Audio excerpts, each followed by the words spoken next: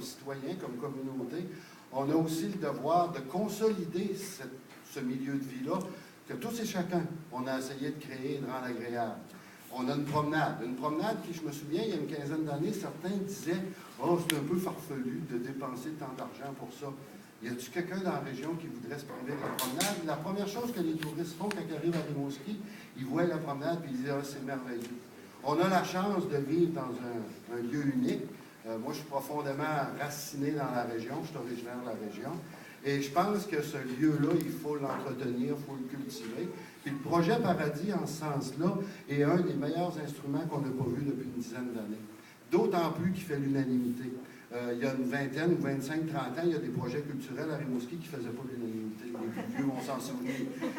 Là, on en a un qui fait l'unanimité dans le monde culturel, qui fait l'unanimité dans le monde des résidents de Rimouski, les concitoyens, les citoyens de Rimouski, puis qui fait de plus en plus unanimité auprès de la classe d'affaires, des gens d'affaires, des gens du commerce.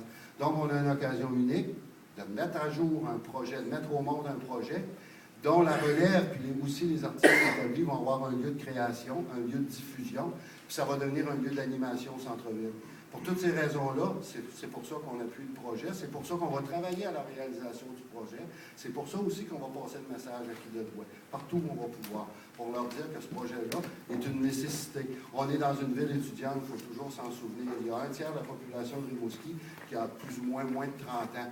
Donc, il faut aussi bénéficier de ça, créer un lieu qui va servir à ces jeunes-là, qui va servir à la relève. Puis quand on aura les cheveux un petit peu plus gris, dans mon cas, on pourra dire, oui, hey, regardez ça, comment est-ce que c'est effervescent à Rimouski, comment est-ce que c'est encore un merveilleux milieu de vie.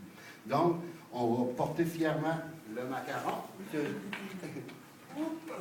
Ce que je vais faire dès maintenant, puis pour les prochaines semaines, les prochains mois.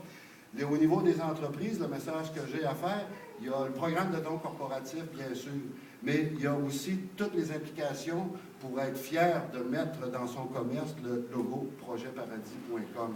Et on a des restaurateurs présentement, beaucoup qui s'impliquent et qui vont fort probablement s'impliquer.